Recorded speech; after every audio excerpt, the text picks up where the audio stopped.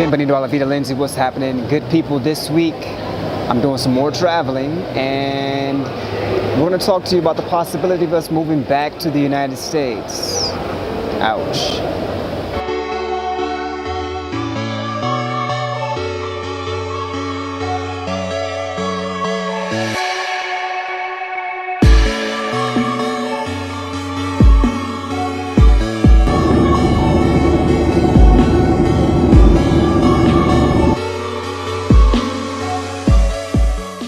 Alright, I did my morning routine, got my writing done.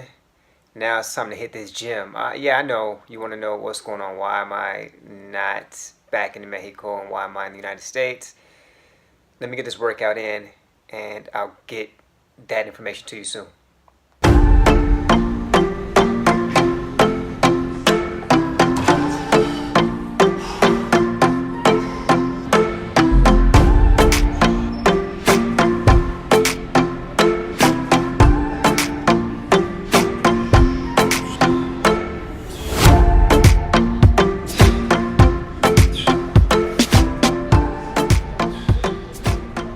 Alright, so maybe you're wondering, okay, what's going on? Why are you in the United States? I'm in Kentucky to be exact. And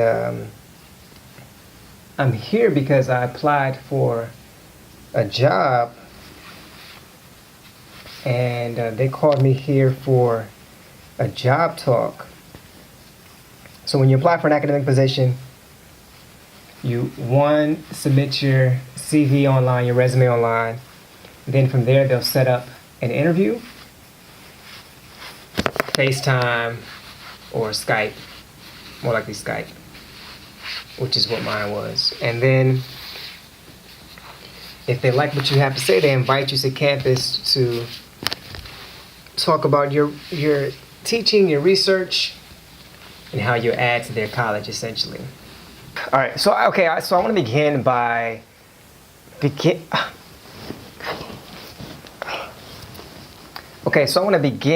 identifying the learning objectives for this teaching demonstration. But first and foremost, I want to say thank you. I want to say thank you for this opportunity. All right, it's been a full day. I left here this morning at, what time did I leave here? About 9 o'clock, and I'm just now getting back, and it is 8:45, a full day of meetings. I had my job talk, but I am back in my room. Clearly, I'm losing my voice. That's how long of a day it's been. But I got back to my room and my book has arrived. I have copies of my book that just came in the mail. I have not seen the physical copy, so I'm going to share that with you now. First time seeing the actual physical copy of my book.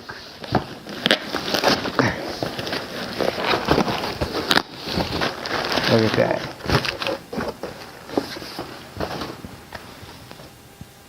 Wow. Published by Peter Lang. There you go.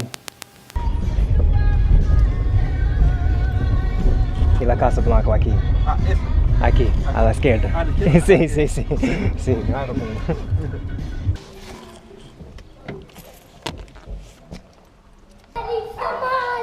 Hi. Daddy, a new shirt, I know. You noticed that? That says Brazil. It does. Daddy, what did you get us? Brazil football? Brazil football. Is that the first thing you said to me? I can't wait to wait. I can't wait. I'm gonna die. I can't wait. I'm gonna die. I can't wait. I'm gonna die. Daddy, I missed you. Hi, Emery. You smell like airplane. I smell like airplane. You just got all of it. Yeah. How much airplanes did you add at the train? 3. Can you? Yeah, like this. Where's my hug and kiss ring? Hi. Hi, Casso. Oh. Are you really wearing the camera on your body? Mm-hmm.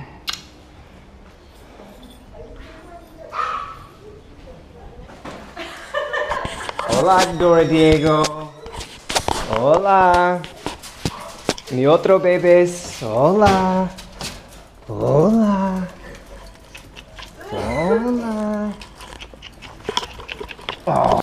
So I really couldn't answer this question alone in my hotel room. I had to come back home and talk to my wife. Alone in your about this. hotel room. Yes. Should we return to the United States? So there's a couple of reasons why we're thinking about this as an option. So one of the big reasons is that, unfortunately, or rather fortunately, I do miss being in the classroom. I actually do miss that work. Seeing young people, knowing that I'm impacting their lives directly on a consistent basis is important to me. And it's really difficult to do that from Mexico cuando yo estoy aprendiendo español.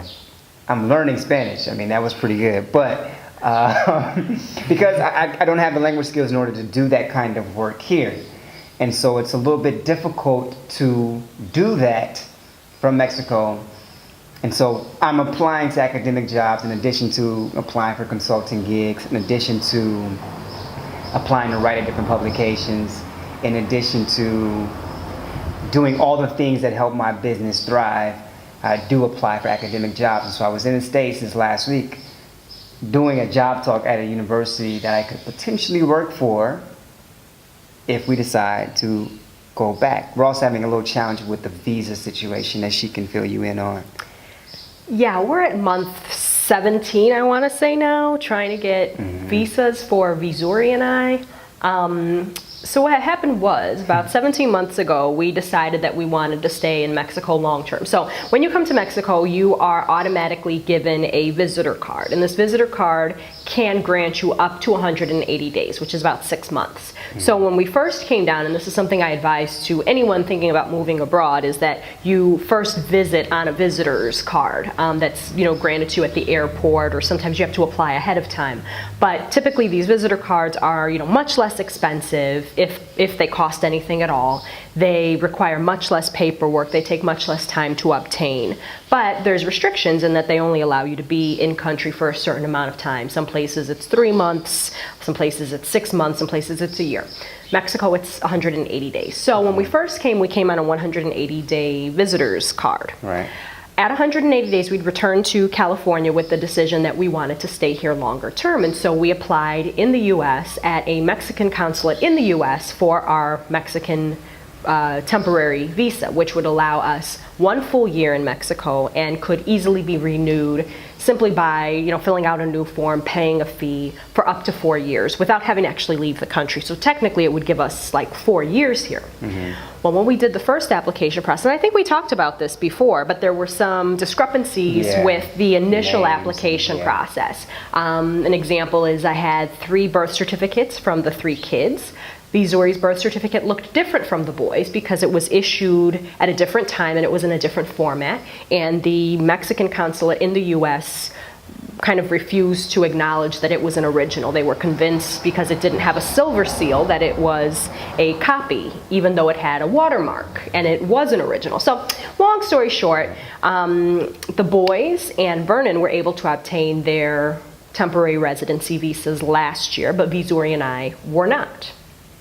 Fast forward a year, Vernon and the boys had to reapply for their renewal. They had to renew, and Visuri and I decided, well, maybe we can try and apply ourselves. So we actually took a trip back to the States, went to You saw that one.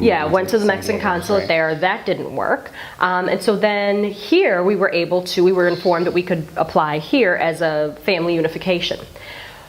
Well, very long story short, I have been to the immigration office multiple times over the past month and a half, 2 months. Bring us this, bring us that, bring us this, bring us that. That's not right. We need this. It needs to be translated. It needs to be apostilled. It needs to be that and this and the other. And this last visit that I made last week, we were pretty sure we were good to go until I got an email on Tuesday saying they need a whole nother set of forms.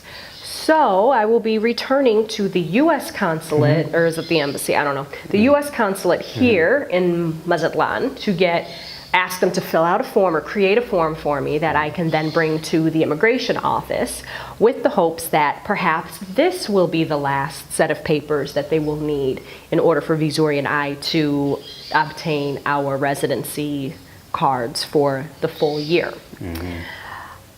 However, it seems like a 3 steps forward. What's the song? 3 steps forward and 2 steps back. You know what song I mean? It's like Paula Abdul. 3 steps forward I never and listened 2 to Paula. steps back. I think it's out. Is it Paula Abdul? Y'all let me know in the comments. I think it's Paula Abdul. But it's like, you take, a few steps forward and then you take a few steps forward and then you wind up, actually backtracking a little bit. So I go on Friday to see if they'll accept the papers that I'll have, if I can get the papers that they need, and then if they'll accept those papers.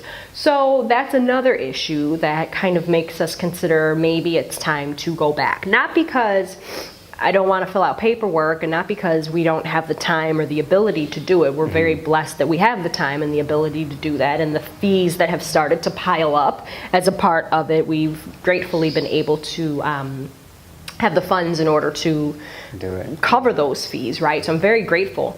But the way we look at it is perhaps this is like a door that is being closed so that another opportunity will open up, right?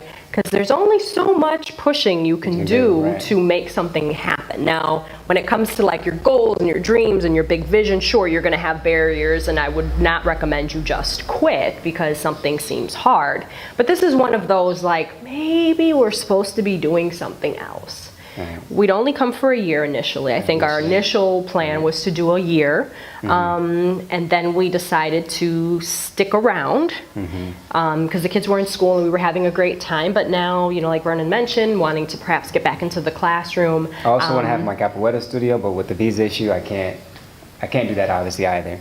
Right, So- we'd have to get like business licenses and Which I special. can just imagine the headache. Go ahead. Yeah, special licensing for that. And then it also, for me, I want to expand and do other things as well, that being in Mexico, if it requires travel, I don't necessarily want to do a lot of international travel. He doesn't mind it so much, but Yeah. I don't love traveling, and I don't love being away for too long. So if there were opportunities to do things and being closer to those opportunities, being stateside might make those opportunities a little bit more palatable, so to speak, for me, because I won't have to travel quite as much or as far.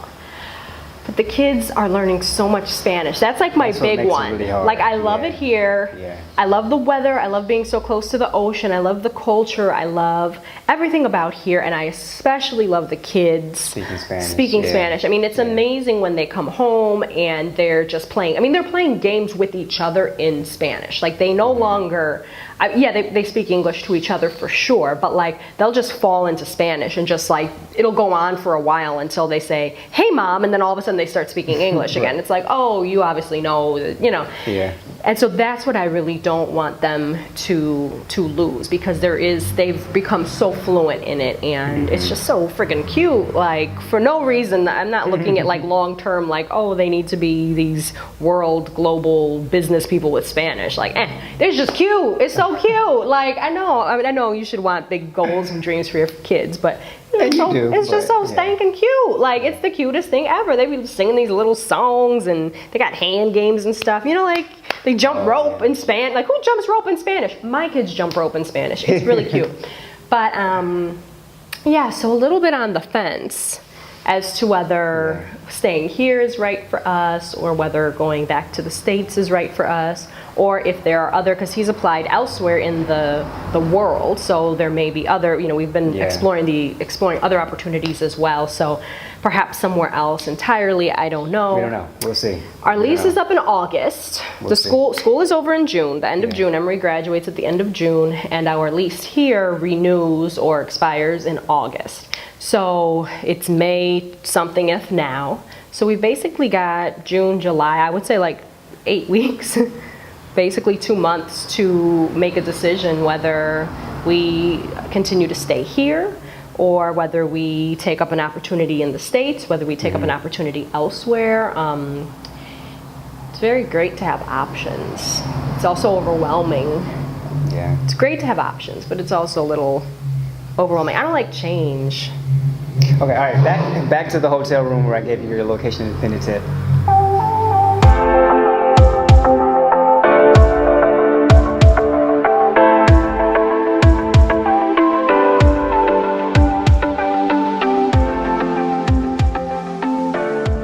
week with the location independent tip. I want to encourage you to do whatever it takes in order to make your dream become a reality. You may have to take a job. I'm in a position where I may need to take this job in order to continue to support the work that I'm doing. But I think what's important for you as you build your location independent business is that you look at your job as an investment in your future, as an investment in the opportunities that could potentially come ahead or come in the near future for you. And I read this in a book by Lisa Nichols called Abundance Now. So look at your job, where you are right now, as an investment in that dream and in that future that you want to create for you and your family. I may be going back to the United States. We may be going back to the United States, and I may have to go back into the mindset of my college professor days, but I'm open to it. I know I'm going to make a good impact, and I know that the work that I have done will not be done in vain. Peace and blessings. Have a good week, y'all.